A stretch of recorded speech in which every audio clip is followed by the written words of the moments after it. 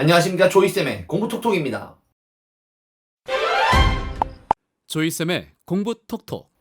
여름방학이 왔습니다. 여름방학 때 이제 1학기 성적표를 들고 집으로 오셨을 텐데, 여러분들이 이제 성적표를 보시고 성적표가 마음에 쏙 드는 분은 아마 전교 1등 빼고는 없으실 거예요. 아마 전교 1등도 본인 성적표는 썩 마음에 안 들지 않을까요? 그런데 이제 제가 비평준 지역 학원에 좀 있다 보니까 특히나 비평준 지역 학생들이 고등학교 1학년 때 내신에서 좀 폭망하는 사례가 많더라고요. 그래서 내신을 망하고 보내는 이메일, 내신 어떻게 해요, 선생님? 전 어떡하죠? 하는 이메일도 고등학교 1학년 학생이 정말 많아요. 그래서 왜 고등학교 1학년 1학기는 폭망하나요? 특히 비평준 지역은 왜 더 폭망하나요? 지금 시작합니다. 조이쌤의 공부 톡톡. 일단 학생에게 큰 책임이 있다. 뭐 1차적인 거죠. 학생이 공부를 안 했으니까 내신이 안 나오지. 네, 근데 그런 얘기는 하고 싶지 않고요. 구조적인 이유를 설명드리고 싶었어요. 그래서 중학교, 고등학교 내신 산출 방법의 차이가 나죠. 뭐 다들 아시다시피 중학교는 절대평가고 고등학교는 상대평가입니다. 이 점이 뭐 마주하기 전까지는 이게 얼마나 다른지 체감이 잘 안 돼요. 그런데 이제 예를 들면 이제 절대평가 같은 경우는 90만 넘으면 A를 주고 80만 넘으면 B를 주고 70을 넘으면 C를 주고 60 넘으면 D를 주고 60점 미만의 모든 학생들에게 E를 주는 방식이에요. 근데 이게 학교마다 물론 차이는 조금씩 있습니다. 과목별로 차이도 있고 우리 중학교는 안 그렇던데 옆에 중학교는 아닌데 뭐 이런 얘기 안 하셔도 돼요. 그런데 대부분 일반적으로는 중학교는 주요 과목별로 A를 받는 학생을 20에서 25% 정도로 묶어 놓습니다. 만약에 시험이 엄청 쉬웠다고 생각해 볼게요. 시험이 엄청 쉬웠어요. 전교생의 50%가 막 A가 나가요. 이렇게 되면 아무리 열심히 안 했는데, 난 열심히 안 했는데 A를 막 받은 학생들이 있다면 그 학생들의 학습 의욕이 떨어지겠죠. 열심히 안 해도 A 나와. 반대로 시험이 엄청 어려워가지고 전교생의 1%만 A를 받는다면 아무리 열심히 해도 A를 못 받는 학생들이 좌절하겠죠. 그러면서 학생들의 의욕이 떨어져요.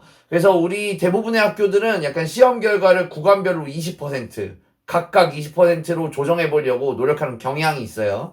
이건 사실 굉장히 폭넓게 A를 주는 거예요. 20%까지 A를 준다는 건 굉장히 폭넓게 A를 주는 건데 이게 고등학교로 가면은 상대평가로 바뀌게 됩니다. 고등학교로 가면 상위 4%까지만 1등급, 그 다음 누적 11%까지 2등급, 그 다음 누적 23%까지 3등급, 그 다음 누적 40%까지 4등급, 그 다음 누적 60%까지 5등급, 이렇게 해가지고 9등급까지거든요.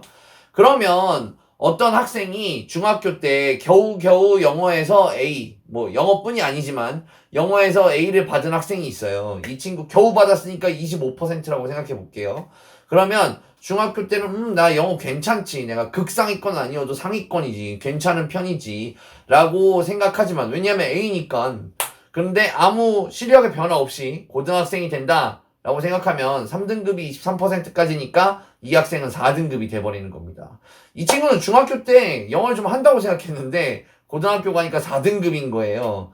더 심하게는 중학교 때 88점, 89점, 뭐 82점, 85점 뭐 이런 것들을 받아가지고 B를 받는 학생이 있다고 생각하자고요. 그러면 이 학생도 좀만 더 열심히 하면 나도 A다. 어머님도 뭐 A는 아니지만 그래도 제법 한다 이렇게 생각하시겠지만 이 친구는 몇 등급이 나옵니까? 상위권이 아니고 중위권이라고 절대 생각 안 하는 이 학생이 고등학교로 넘어가게 되면은 지금 구조로 봤을 때는 4등급, 5등급이 되어버리는 구조죠.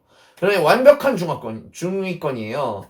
이런 등급 구조로 봤을 때 중학교 전과목인 B인 학생, 중학교 전과목 B 언저리인 학생은 자기가 중간이라고 생각하지 않고 대부분 그래도 좀 한다, 중상위권이다 라고 생각할 텐데 이분들이 고등학교 넘어가면 4, 6등급이 될 확률이 높죠.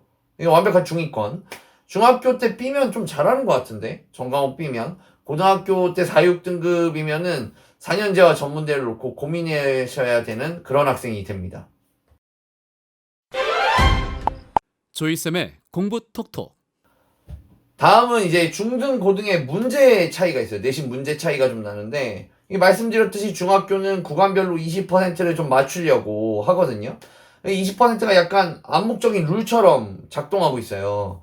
그런데 이 중학교 대신은 본인이 거주하고 있는 지역의 수준, 다시 말해서 학교 안에 있는 학생들의 수준을 굉장히 반영해서 시험을 출제할 수밖에 없는 거죠. 왜냐하면 그 지역에 맞게 20%를 다 줘야 되니까. 이것이 바로 지역별로 중학교 수준 차이가 극도로 나는 이유이기도 합니다. 그러니까 아주 공부를 잘하는 지역이든 공부를 못하는 지역이든 다 20%씩 나눠서 주려는 경향이 있다 보니까 그래서 중학교 시험은 굉장히 절대평가인데 시험 문제가 상대적이에요. 즉 지역별로 달라요. 그런데 지역이 예를 들어서 지역이 어려서부터 막 학원도 많이 보내고 사교육이 막 팽창해 있는 그런 교육특구 지역의 중학교 문제는 실제로는 그냥 거의 고등학교 문제랑 비슷해요. 그런데 교육 여건이 안 되는 지역, 뭐 학원도 많지 않고 비평준화 지역, 이런 지역은 중학교는 아무래도 좀 지역 수준을 반영하다 보니까 좀 비교적 쉬울 수밖에 없어요. 이런 중학교에서는. 잘잘못을 따지자는 게 아니에요. 학원이 잘못했다, 학교가 잘못했다, 뭐 이런 얘기 하는 게 아니고 이게 현상이 그렇다는 거죠. 지역별로 중학교의 수준 차이가 난다고요. 그런데 고등학교에 가면 이야기가 좀 달라지게 됩니다. 왜 그러냐면 현재 이제 명문고등학교는 종합전형 준비를 잘해주고 서류 준비 잘해주는 학교, 그리고 정시 준비를 잘해줘가지고 내신에서 막 모의고사도 넣어주고 모의고사 준비 열심히 해주는 학교, 이렇게 둘로 나눠질 수 있는데, 이런 명문 학교가 아닌 일반 고등학교는 학생들 어떻게 대학을 보내야 되냐면 보통은 교과 전형 위주로 보내야 돼서 학교의 내신에 맞춰가지고 수능 최저 학력 기준을 충족시켜서 대학을 보내게 돼요. 그런데 평범한 일반고의 가장 큰 고민이 뭐냐면 학교에서는 내신이 1등급이고 2등급이고 해서 교장 선생님 추천도 나가고 내신을 잘 받아가지고 교과 전형을 썼는데 수능 최저 학력 기준을 못 맞추는 거예요. 이 학생들이 학내에선 잘하는 학생인데. 그래서 평범한 일반고일수록 굉장히 정시 준비 열심히 하려고 합니다. 모의고사 많이 시킬 수밖에 없어요. 어차피 1, 2등급 아닌 대부분의 학생들은 또 내신을 활용하지 않을 학생들, 이런 학생들은 어차피 수능 보고 정시로 대학에 갈 거거든요. 그래서 그러다 보면 평범한 일반고, 명문고가 아닌데 우리 학교는 정시 위주로 막 빡세게 정시로 막 서울대를 10명 보내고 그런 학교가 아닌데도 평범한 일반고 내신 문제에는 모의고사 문제가 대거 유입될 수밖에 없습니다. 연계가 많이 돼요. 그래서 현재 대부분의 일반고의 내신 문제가 모의고사 유형으로 모의고사 문제처럼 출제할 수밖에 없고, 학교 간의 이 차이, 학교 간 아무래도 일반고도 차이가 나잖아요. 수준 차이가 나는데 특히 비평준 학교 같은 경우는 더 그렇죠. 그런 경우는 연계된 모의고사의 숫자, 그리고 그 모의고사의 문장의 변형, 요 정도일 뿐이지 형식, 난이도 이런 거는 사실 굉장히 비슷할 경우가 많아요. 그래서 이게 또 이제 수학 경우는 좀 다르대요. 그러면 중학교 때와 달리 지역의 수준이 반영이 되는 게 아니라 중학교 때는 지역에 맞게 20%씩 주니까 우리 지역은 요렇게, 저 지역은 요렇게, 이 지역은 이렇게 했었는데 전국 수준의 모의고사 똑같잖아요. 모의고사는 똑같으니까 전국 수준 모의고사의 동기화된 문제를 출제할 수밖에 없어요. 그거는 어느 고등학교나 마찬가지라는 거죠. 모의고사 수준으로 맞춰야 되는 거. 왜냐면 결국 이 친구들이 모의고사를 잘 봐야 대학에 갈 테니까. 그러니까 학교 선생님들 욕할 게 아니고 학교 선생님 굉장히 교육적인 접근하시는 거예요. 실용적인 접근이고. 평범한 지역, 특히 비평준화 지역의 고일들은 이런 전국 수준의 맛을 처음으로 맛보게 됩니다. 그러다 보니까 내신 자체의 난이도가 중3 때랑 너무 다르다, 너무 높다라고 느낄 수밖에 없어요. 그래서 평균이, 그러면은 이런 학교에 가서 선생님 중학교 때 그렇게 쉽게 내다가 고등학교 때 전국 수준으로 내면 평균이 엄청 낮게 나오면 어떡합니까? 괜찮아요. 상대평가잖아요. 전교 4%까지만 1등급을 주는 체제니까 전교 4%가 90점이든 70점이든 어차피 1등급이에요. 상관없거든요. 그래서 고등학교는 다소 이제 지역과 상관없이 전국 수준의 레벨로 낼 수밖에 없어요. 이거에 피해를 사실은 비평준화 지역의 고등학교 1학년 학생들 혹은 이제 그냥 일반적인 평범한 일반고의 1학년 학생들이 맞닥뜨리게 되는 거죠. 조이쌤의 공부 톡톡.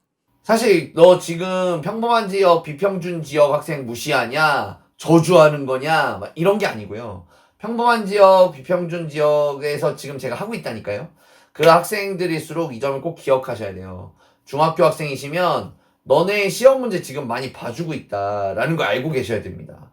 이 시험 문제 되게 쉽다. 곧 어려워진다.